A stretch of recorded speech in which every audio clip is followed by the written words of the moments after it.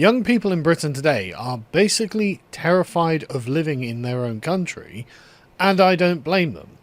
The Adam Smith Institute has just published this new polling of young British people 18 to 30, and this is crazy. Right? This is absolutely crazy.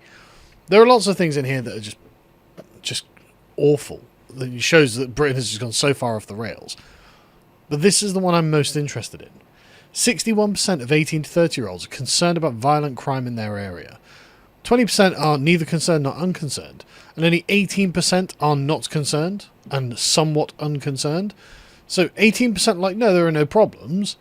And 61% are like, yeah, I am worried about getting stabbed, basically, is what it boils down to. Because the culture we have allowed to fester amongst the youth has turned into something out of a drill rap video. Hardly what we actually want to see in this country, one might think, but definitely a reflection of what is going on.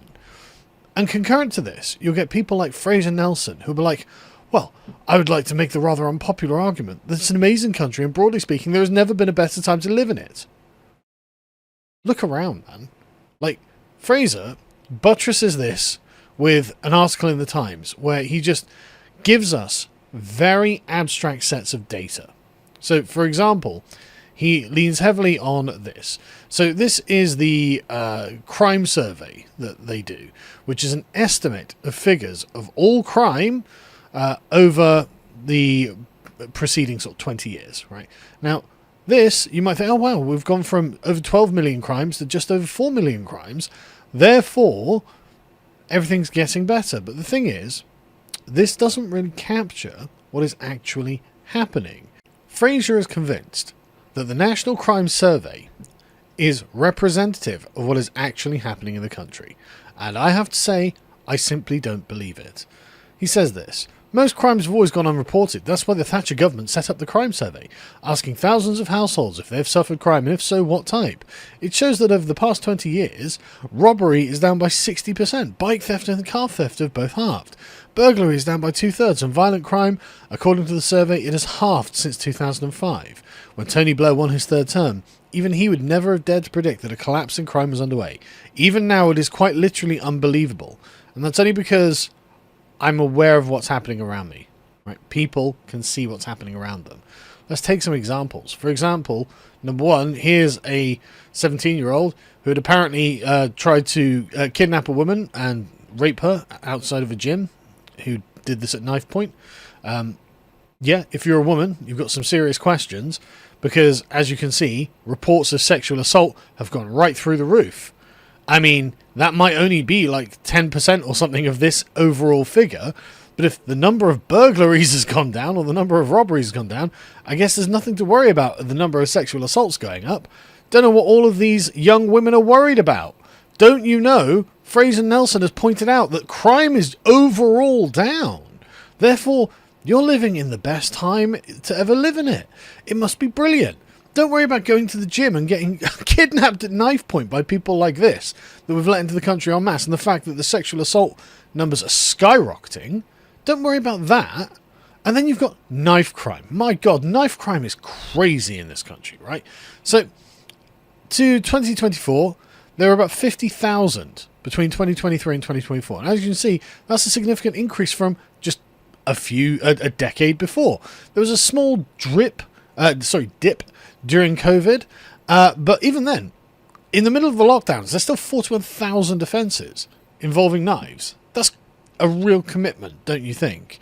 And the high was 52,000, but as you can see, after the lockdown's been creeping back up, this is a massive problem for young people, and they know it, right? The mayor of Manchester, Greater Manchester area, has described this as a pandemic of knife crime, because of course this is up, and Greater Manchester is an absolute hive of this, but of course London is too. In fact, they have a nice map here, and it's crazy. So they point out that the numbers at the moment, again, not precise or anything, but 2024, they've got nearly 55,000 knife offences in England and Wales. And that is mad. Absolutely mad. It's going, like, that dropped during the pandemic, sure, but it's gone straight back up to where it was. And there's no particular reason things are not going to get worse, right? As you can see, most of that is in London, but London is a very, very densely populated area, 16,000. There's still nearly 5,000 in the southeast, nearly 5,000 in the east, just over 3,000 in the southwest, nearly 6,500 in the West Midlands, 6,500 in the northwest. I mean, this is mad, right? This is absolutely mad how much knife crime is happening in England and Wales. Like, when I was a kid, it was just unheard of that people would carry knives. And now it's just totally commonplace. Completely commonplace. Children now are carrying knives from the age of 10, I've heard. It's just not normal. Greater Manchester Police found between 23 and 24, 44 in every 100,000 under 25 experienced a knife-enabled violence with injury offences. And they got stabbed by someone probably of their age with a knife.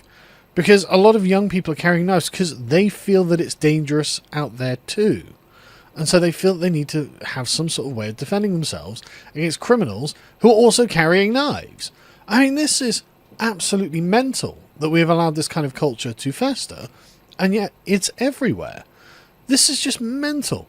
And so for Fraser Nelson sit in his lovely house and go, well, look, actually, the number of crimes that are being reported are actually really, really low. You've never had it so good. It's not going to wash, is it? I mean, do you think this is reassuring the 61% of young people who are like, no, it's dangerous out there because there are psychos out on the street and I can see them, I can point to them, I know who they are, and I know they're carrying knives, and if I cross them, they are remorseless. Like, they don't feel bad about the things that they do. And so you've brought in a bunch of psychopaths who are now going to run around with knives and deal drugs and do whatever else they do. And I don't feel safe. And that's, again, assuming you're not a woman. And you're like, yeah, well, there's a much higher chance of me being raped these days. So I don't feel safe either. And there are people like, oh, well, it's young people aren't going out to pubs and clubs anymore. Well, no kidding, they're not. The streets aren't safe. Why would they think the streets are safe? The streets are full of knife-wielding urban youths. Like, when I was their age, when I was in my early 20s, we would just go out on the piss and then just walk home. Right? It'd be 2 miles or whatever to walk home. And there were never any issues. I never heard of anyone having an issue. You just walk home because there weren't knife-wielding thugs on the streets. I never heard of a woman getting raped because we hadn't been through the diversification process that Tony Blair inflicted on us. That was really right in its earliest days. It used to be a safe country, and we used to know that it was a safe country, and now it's not a safe country. And Fraser Nelson can't accept that. He's like, well, yeah, but the overall figures... Look, Fraser, the problem, right, is that there is... okay, the video on this is not playing, but London has launched the Mind the Grab campaign as phones are stolen every 15 minutes. Are they getting reported to the police, are they? Do you think, is that showing up in your crime data, is it? A theft every 15 minutes in London, is that showing up in your crime data? I don't think it is it? Right? And this is the problem.